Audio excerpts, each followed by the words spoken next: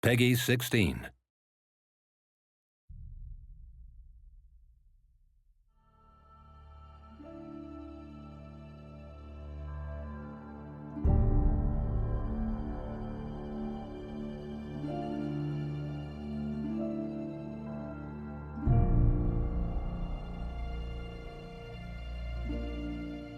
So hi, this is Will McGregor, director of the Rome 2 Total War trailer. And Adam Etherington, I was the director of photography. Watching now is the first day shoot actually, which was the Centurion scene where we had two brothers, one betraying the other. Cool. So I guess what we can see here is in the first day in this battalion scene there was it was quite an expansive set with an awful lot of sort of logistical concerns that we had to take into account. There was there were sort of 30, 40 extras plus all the principal cast. I think we had about 150 people there on the day. Yeah. I guess one of the great things about it is also one of the tough things about it. It was so large. I mean, it gave us a lot of depth. We could really build people further and further back. You know, we've got this. The environment is basically one long kind of road, and then behind that, through this archway, you know, the environment goes even further back. Which is a lot to light and a lot to fill, but once it's all there, you really get depth. Yeah, and we did want to try and create that sense of a greater world surrounding the characters. So it wasn't a sort of too small or intimate as a scene. It was something that really had a sense of being part of a greater entity and a greater environment. Yeah, I mean, definitely you want to get those emotional moments and get in close and really be with your characters, but you want to set them in an epic landscape, and I think that's one of the hardest things to achieve, is to really show that scale, make the world believable. I guess with that scale came the challenges, technically, certainly from my perspective, and then also in turn from Will's, just being able to sort of accommodate the sheer logistics of creating a world of that scale. And we had quite a significant crew that were with us on the day. We used a lot of special effects such as ash and fire effects. I know we had quite a significant special effects department there that were working sort of throughout the day before and then working sort of non-stop throughout the night as we were shooting to create that world and to create the sort of natural atmosphere that really helped to set the scene. Mm-hmm. And it's very important that all of our three scenes had a very different feel. I wanted them to flow together, for there to be a rhythm, for all these betrayals to be kind of connected in the architecture of Rome, but yet you have to recognise them as their own scenes. It can get disorientating. So you have very strong visual elements, be it the fire and the ash and the smoke in here, the sun and the pollen, which is when you're into the Senate scene, and in the bedroom, again, a very different feel. That was very important. And that was something that we spent an awful lot of time focusing on and preparing before the shoot. I know Will had very clear references and very definitive ideas how he wanted each space to look and feel in terms of the colour palettes. I mean, if you look at the three different environments, there's obviously very, very definitive and clear differences in colour and texture and tone. And we really wanted those to reflect the stories that and the characters that were in those stories. Actually, it's a bit hot, but you can try. Oh yeah, so it's working. You see, it's working. Yes, yeah, it's comfortable. But the leather stuff, it's not. It's all the time is tiny. Yes, it has the paint over here around me somewhere. Look at my fingers down there on my legs. It's dirty stuff. So much dirty. You can see it. It wasn't. And when we have some fight together, sometimes somebody just put his feet on yours. Yeah, over there. Yeah, it's like ow. So actually, we are soldiers. That's why. No? Looks, man.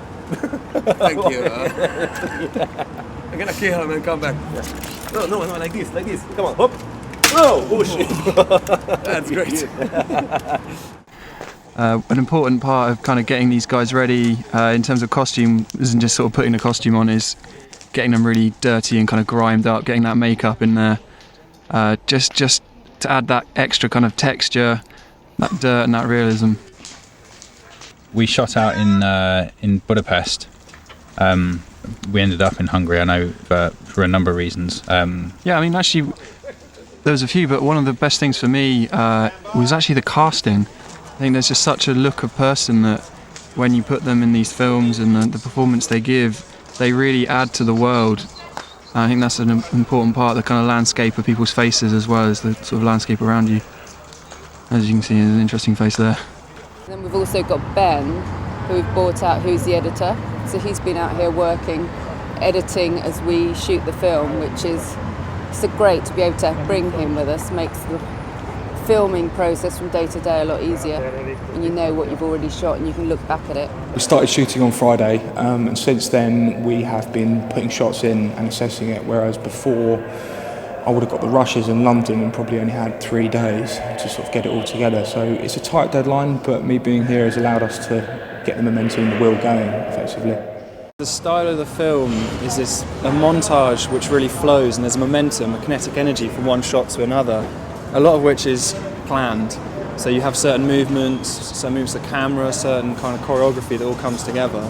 And obviously you need to know that's working, so you have an editor to do that. But an additional thing has actually been you get more ideas from it. So you cut together the first day and it informs the second day. And that means that you kind of really can tailor every day with your editor and improve your shot list as you go. We shot on a camera called the Arri Alexa, which is it's sort of leading the forefront in terms of digital image acquisition. It's been used on sort of a fair portion of the sort of upcoming and new release blockbusters that are out there, and we wanted to work with digital image acquisition rather than with film. I guess the kind of the hyper-real, kind of fantastical feel of the film, also getting those details and that texture, definitely for me is a great format for the look we wanted to achieve. We're going to go now, guys. It's no good when the sun's up. Ash, please. Ash, please. One of the additional details, kind of extra depth to the story that we wanted to use is that these two soldiers here are actually twins. And it's not something that everyone gets. The important thing is you get this idea of betrayal.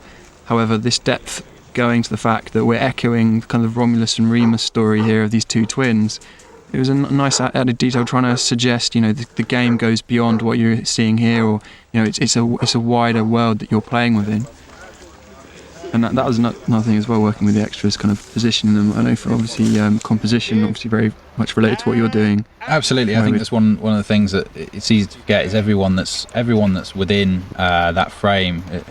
Everybody spent an awful lot of time thinking about who's going to be standing where and how that sort of provides the best composition for the image. I mean, you can see that in the wides, and particularly in the sort of the mid-wider shots. We did spend a lot of time carefully constructing that image, and often would sort of would try a few options to see what was the most effective way to get the sort of characters. Yeah, and in a sense you can plan a lot of things, but until you see 50 extras in your frame, and then all of a sudden you go, okay, I can't see anything, there's no depth here, there's just lots of people, and you just keep pushing them back and giving people different starting positions and changing their timing until you get that you hit the sweet spot with the choreography, with the movement of the camera and the people, and all the ash and all the smoke is working together. That's it, and it's a process, but yeah, it's part and parcel.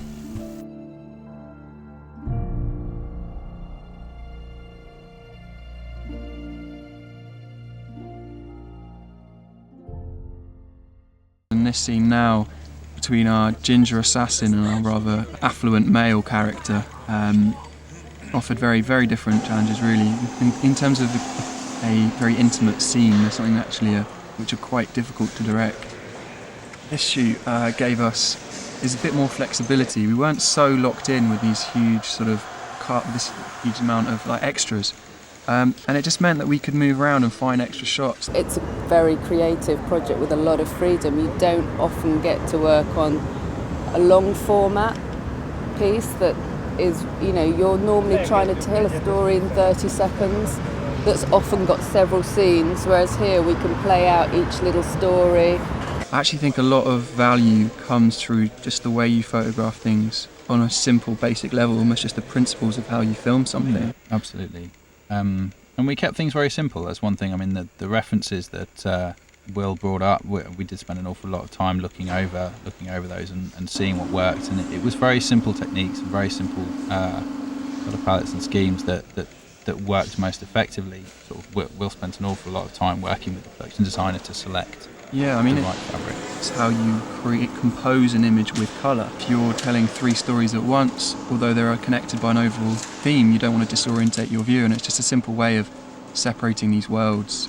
To design the woman dress, we had different options for her, and I love to work with the silk, very, very thin silk material, and she was really beautiful, so she helped me a lot on the fitting. And we had different options also for the earrings, necklaces, and I worked together with a very good Hungarian jewellery maker.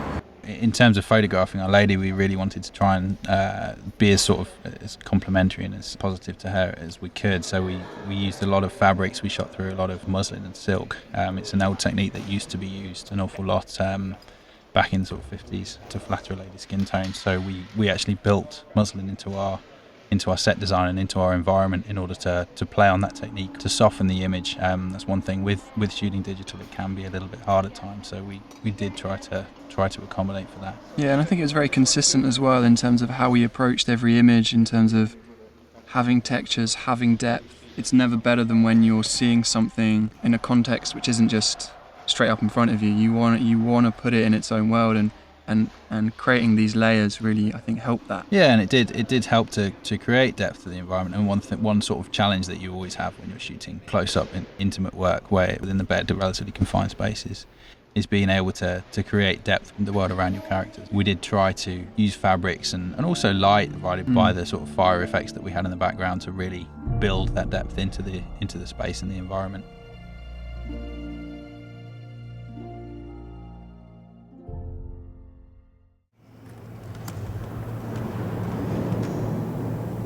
So we're moving on to this setup here now, which is the politician. It's this scene here, this is what we've just shot now. So I'm just starting to sort of just see how it fits in the edit, just getting performance, movements. We had what we call like a storyboard edit. Now this is all sort of hand drawings, and what this allows us to do is to basically just start to sort of put the edit together in picture sense. It's very cumbersome and very rough, obviously, but what it does, it sort of just gives a structure so we can foresee that. You know, CA, they know what they've got to do in delivering Rome 2, but we wanted to do their vision justice with what we were making. We wanted to get across all the details that they spoke to us about, the kind of exciting things that will be going on in Rome 2, and we wanted to convey that in this film. I think that's something, although you want to show game footage and people want to see game footage, that you can do with a live action trailer, is you can make it more conceptual and more about what it is you're trying to achieve on a thematic level, to tell a satisfying story with where you feel that the audience feels that they are not missing anything, but yet suggest that there's this greater landscape. We had to, in 2.5 minutes, summarise everything that Rome 2 is going to do as a game, or at least try and suggest it. Everybody wanted was to try and use as much sort of reality as we could and try and create as much of the world for real, and then use the CGI here and there to enhance that. This final day and this final scene with the young politician portraying his elder, that was where the CGI was really important to be able to help extend the environment and to sort of create the idea of Rome. And it's difficult because you're seeing a Roman city, it's a matte painting.